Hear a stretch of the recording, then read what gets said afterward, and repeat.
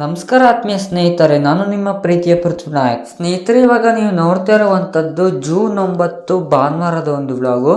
ಸ್ನೇಹಿತರೆ, ಇವಾಗ ನೀವು ನೋಡಿದ್ರಲ್ಲ ಒಂದು ಲಿಲ್ಲಿ ಫ್ಲವರು. ಅದು ನಮ್ಮ ಮನೆಯಲ್ಲಿ ಪಾಟ್ನಲ್ಲಿ ಬೆಳೆದಿರುವಂಥದ್ದು. ಸ್ನೇಹಿತರೆ, ಬೆಳಗ್ಗೆನೆ ನಮ್ಮಮ್ಮ ಸಜ್ಜಿಗೆ ಮಾಡಿದ್ರು, ತುಂಬ ಚೆನ್ನಾಗಿತ್ತು. ಸ್ನೇಹಿತರೆ, ನಮ್ಮ ಡ್ಯಾಡಿ ಫ್ರೆಂಡ್ದು ಒಂದು ಮದುವೆ ಇತ್ತು. ಅದಕ್ಕೆ ನಮ್ಮ ಡ್ಯಾಡಿ ಹೋಗಿದ್ರು. ಅವರು ಬರೋವರೆಗೂ ನಾವು ರೆಡಿಯಾಗಿ ಇವತ್ತು ನಿಮಿಷಾಂಬ ದೇವಸ್ಥಾನಕ್ಕೆ ಹೋಗೋಣ ಅಂದ್ಬಿಟ್ಟು. ಇವತ್ತು ಏನು ಸ್ಪೆಷಲ್ ಅಂತ ಹೇಳಿದ್ರೆ, ನಿಮಗೆ ಗೊತ್ತಿರೋ ಹಾಗೆ ಇವತ್ತು ನಮ್ಮ ಅಪ್ಪ ಅಮ್ಮನ ವೆಡ್ಡಿಂಗ್ ಆ್ಯನಿವರ್ಸರಿ ಇರೋದ್ರಿಂದ ಇವತ್ತು ನಾವು ನಿಮಿಷಾಂಬ ದೇವಸ್ಥಾನಕ್ಕೆ ಹೊರಟಿದ್ದೇವೆ. ಸ್ನೇಹಿತರೆ, ನಮ್ಮ ಅಪ್ಪ ಅಮ್ಮ ಮದುವೆ ಆಗಿ ಇವತ್ತಿಗೆ 16 ವರ್ಷ ಆಯಿತು. ನಮ್ಮ ಡ್ಯಾಡಿ ಹೆಸರು ಶಿವಸ್ವಾಮಿ, ಮತ್ತು ನಮ್ಮ ಅಮ್ಮನ ಹೆಸರು ನಿಮಗೆ ಗೊತ್ತಿರೋ ಹಾಗೆ ಸುಮಾ.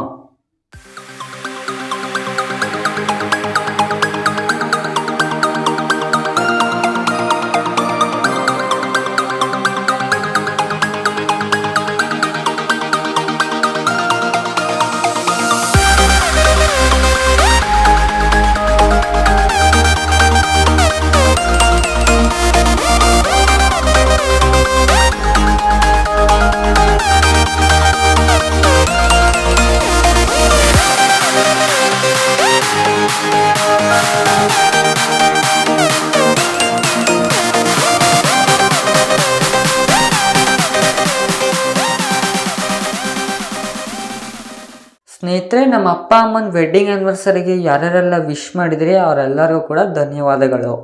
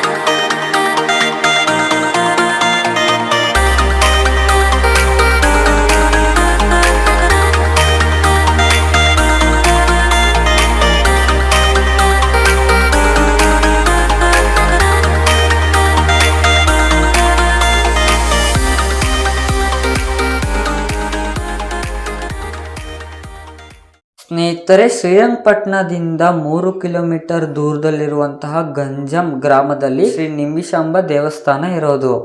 ನಿಮಿಷಾಂಬ ಎಂಬುದು ಕಾವೇರಿ ನದಿಯ ದಡದಲ್ಲಿರುವ ದೇವಾಲಯ.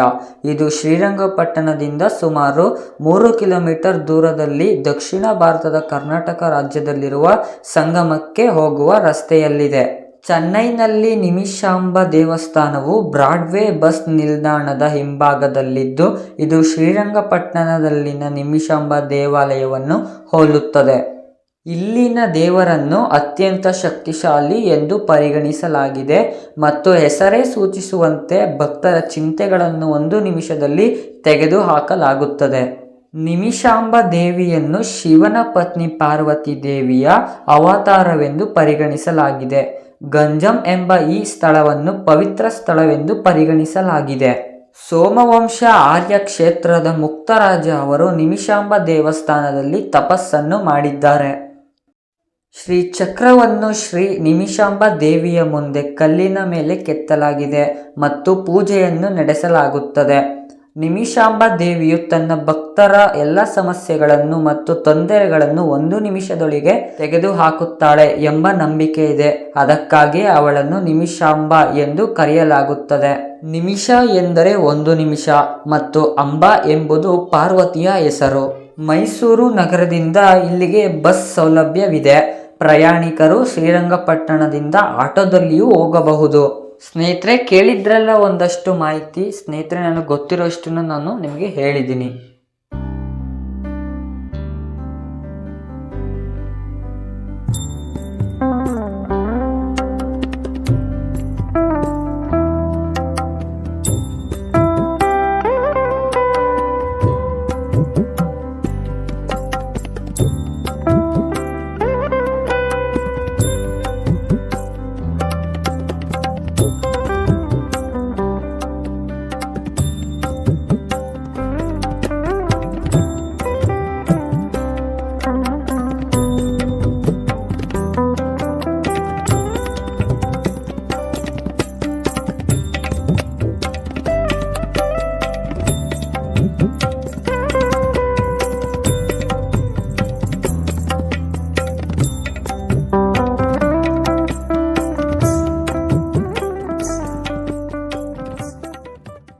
ಸ್ನೇಹಿತರೆ, ದೇವರ ದರ್ಶನ ಮತ್ತು ಪೂಜೆ ಚೆನ್ನಾಗಾಯಿತು. ಸೊ ಸ್ನೇಹಿತರೆ, ನೀವೇನಾದರೂ ಮೈಸೂರು ಕಡೆ ಬಂತು ಅಂತ ಹೇಳಿದ್ರೆ ಶ್ರೀರಂಗಪಟ್ಟಣದಲ್ಲಿರುವ ಶ್ರೀ ನಿಮಿಷಾಂಬ ದೇವಸ್ಥಾನಕ್ಕೆ ಒಂದು ಸಲ ಭೇಟಿ ನೀಡಿ.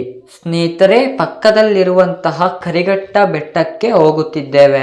ಸ್ನೇಹಿತರೆ, ಕರಿಘಟ್ಟ ಬೆಟ್ಟವನ್ನು ಕರ್ನಾಟಕದ ತಿರುಪತಿಯೇ ಎಂದು ಕರೆಯುತ್ತಾರೆ. ಇಲ್ಲಿನ ದೇವರು ಶ್ರೀ ವೆಂಕಟರಮಣ ಸ್ವಾಮಿ. ಸ್ನೇಹಿತರೆ, ಮಳೆಗಾಲ ಆದ್ರಿಂದ ನೋಡ್ತಾ ಇರ್ಬೋದು ಸುತ್ತಮುತ್ತ ಎಲ್ಲ ಹಚ್ಚ ಹಸಿರಿನಿಂದ ಕೂಡಿದೆ.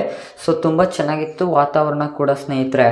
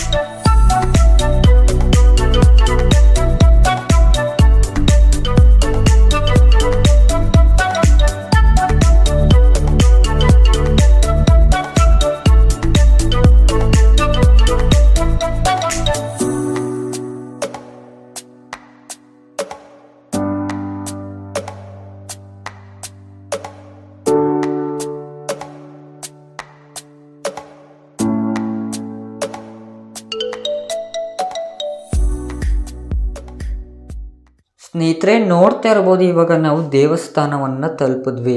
ಕರಿಘಟ್ಟ ಒಂದು ಪ್ರೇಕ್ಷಣೀಯ ಸ್ಥಳ. ಬೆಟ್ಟದ ಮೇಲೆ ವೈಷ್ಣವ ದೇವಾಲಯವಿದೆ.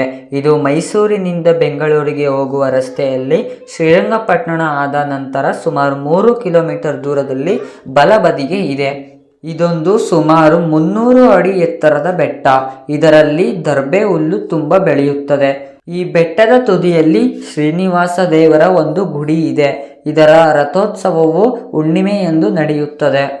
ಸ್ನೇಹಿತರೆ, ಇಲ್ಲೂ ಒಂದು ಛತ್ರ ಇದೆ. ನಾವು ಹೋಗ್ಬೇಕಾದ್ರೆ ಒಂದು ಮದುವೆ ನಡೆದಿತ್ತು.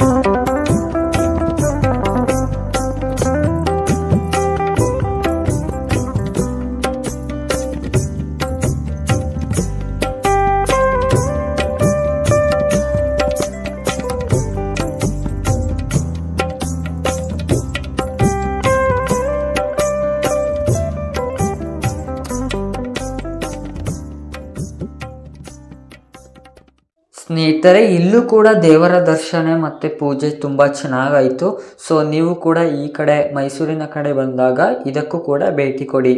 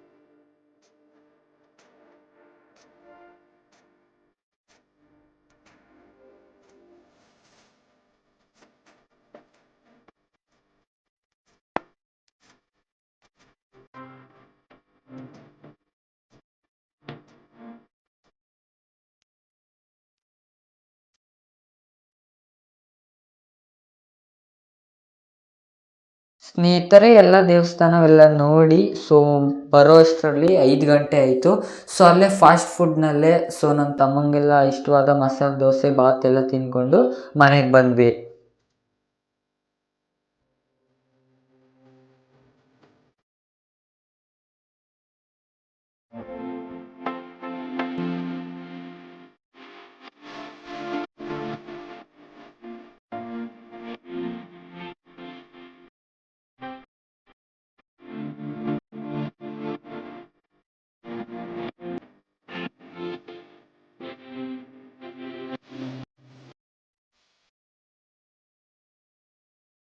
ಸ್ನೇಹಿತರೆ, ಬರ್ತಾ ಬೇಕರಿಯಲ್ಲೇ ಕೇಕ್ ತಗೊಂಡು ಸಿಂಪಲ್ ಆಗಿ ನಾವು ಸೆಲೆಬ್ರೇಷನ್ನ ಮಾಡ್ಕೊಂಡ್ವಿ.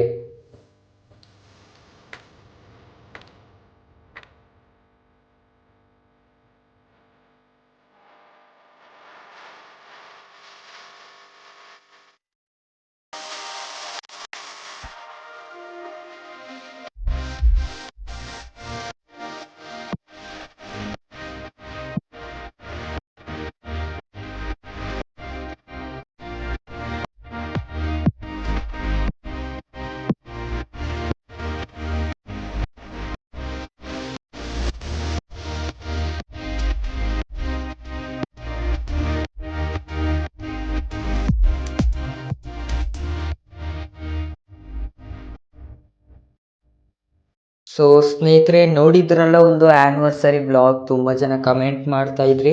ಸೊ ಇವತ್ತು ನಾನು ಅಪ್ಲೋಡ್ ಮಾಡಿದ್ದೀನಿ ಹೇಳ್ದಾಗೆ. ಮತ್ತು ಇನ್ನೇನು 300 ಸಬ್ಸ್ಕ್ರೈಬರ್ಸ್ನ ರೀಚ್ ಮಾಡ್ತಾ ಇದ್ದೀವಿ. ತುಂಬಾ ಸಪೋರ್ಟ್ ಬರ್ತಾ ಇದೆ ಅಂತಲೇ ಹೇಳ್ಬೋದು. ಸೊ ಇದೇ ರೀತಿ ಸಪೋರ್ಟ್ ಮಾಡಿ. ನಿಮ್ಮ ಕಮೆಂಟ್ಸ್ ಆಗಿರ್ಬೋದು, ನಿಮ್ಮ ಲೈಕ್ಸ್ ಆಗಿರ್ಬೋದು, ನಿಮ್ಮೆಲ್ಲರೊಂದು ಸಪೋರ್ಟ್ ತುಂಬಾ ನನ್ನ ಮೇಲೆ ಎತ್ತಾ ಇದೆ ಅಂತಲೇ ಹೇಳ್ಬೋದು. So thank you for watching.